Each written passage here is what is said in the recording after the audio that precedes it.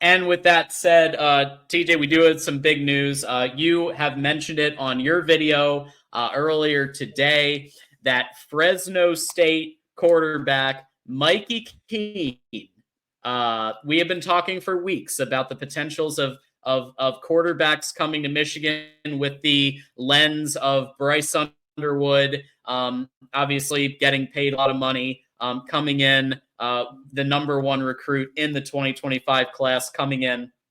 But Mikey Keene is coming to Michigan. And so what Mikey Keene brings, for those of you who haven't seen TJ's video yet, is a lot of experience, right? 39 career games, 8,000 yards, 65 touchdowns. Last 2 years at Fresno State, he actually had a 68.7% total completion percentage. That's better than some of our recent Michigan quarterbacks in recent past, other than JJ.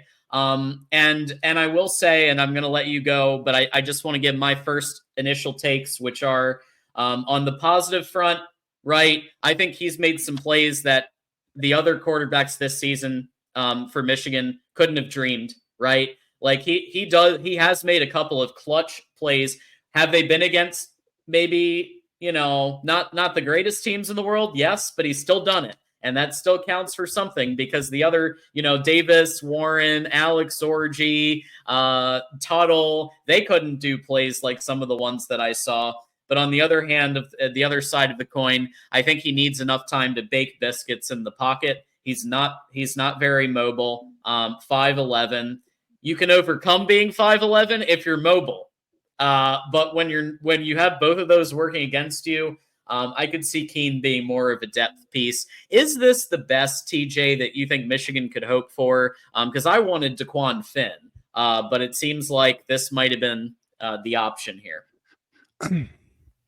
I too wanted DeQuan Finn. I think what it comes down to is experience and familiarity.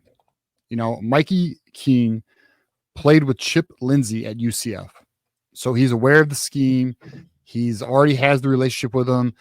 Chip Lindsey can trust him. It's one of his guys, right? And I brought this up in the recruiting or the player analysis earlier today. When you look at the NFL, when there's a high draft pick, typically what you want is a veteran quarterback who knows the system and has experience. To me, this is the same exact scenario.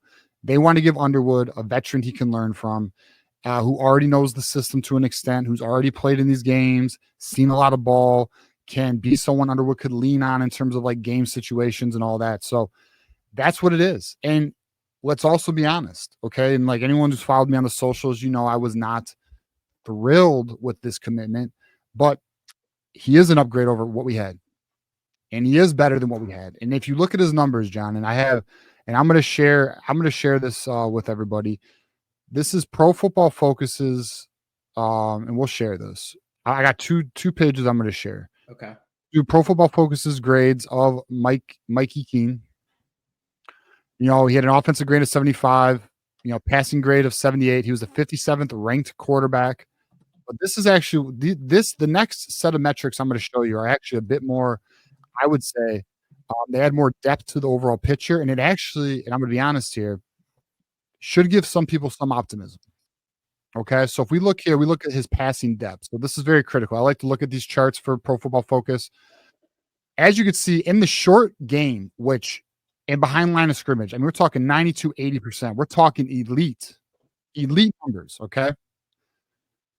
When you look at Chip Lindsey's offense, he runs a power spread, but he likes to do a lot of routes, tree routes for wide receivers in that first 10 yards. And Mikey Keene is literally elite in that area. But then when we get into the next set of depth for a quarterback, we look at this medium 10 to 19, right? This 10 to 19. He's actually thrown at a 66 completion, a 66% clip. That's actually solid. The issue with Mikey Keene is the turnovers. As you can see, 6 touchdowns to 4 interceptions. Same with the short throws, 0 to 9 yards, 5 touchdowns to 3 interceptions. And then this is where it gets bad, though, John. Beyond 20, he's averaging 38% down the field. Now, that's obviously poor. So You probably won't see a lot of that from Michigan unless like a play breaks, on the defense or anything like that.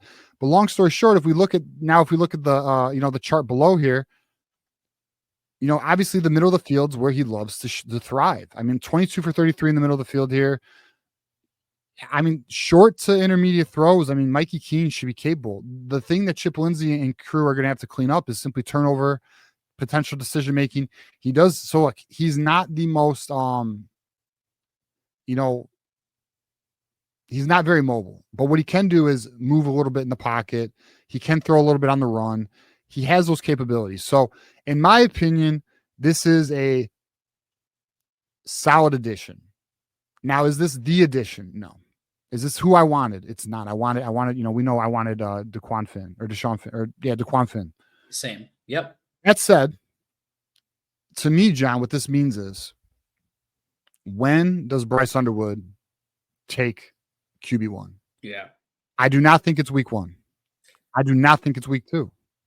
Ooh. All bets are off. Yeah. Yeah. I mean, you've laid it down very nicely there. I mean, I wanted Miller Moss before Finn even, but I guess we have to be a little bit realistic of who's willing to come when Bryce Underwood is, I think pretty much everyone and their mother knows Bryce Underwood is starting at some point. It's just a question of when. So you need a quarterback that's either dog enough that's willing to compete and win outright the whole season, which you need, a couple mil of NIL to pull that off. Yeah. Or you're going to have somebody who's okay with being in a mentor role. Nobody's fully okay with it, but somebody who's at peace with the possibility that they're going to be a couple of games, like a Tyrod Taylor at the Cleveland Browns a couple of years ago with Baker Mayfield, like, a couple of games or at Clemson, Kelly Bryant for Trevor Lawrence, a couple of games of, setting the tone, and then they take over. So, am I jumping for joy about this? No. Do I think Michigan could have done better? Yes. I think this is overall a bit disappointing, if I'm being really honest. But I also have to keep reminding myself of the situation that we're in with the portal, and when it comes to quarterbacks and their chances to start. Yeah, I mean, I know there's the narrative and there's truth to it to an extent. Quarterbacks are afraid to compete with Underwood. I also think, and we're seeing this, and we will definitely discuss this in far more detail when we do the portal update. Michigan seems to be very conservative in their spending efforts. And I believe if Michigan was aggressive in their spending efforts, you may convince a quarterback to compete with Bryce Underwood. I think Michigan is bargain shopping to an extent. Now, we are aware of some players, and we will get into these players on portal update, that Michigan is willing to be a bit more aggressive with. We'll talk about that more, but it's just something that I'm noticing. We'll talk about that. Listen, so we are gonna do the portal update. We're going to discuss, the roster as a whole later in the show. I'm gonna show you guys my depth chart. We'll get into it. We'll talk about it, all that stuff. But Michigan, it's very interesting watching Michigan navigate these portal waters right now.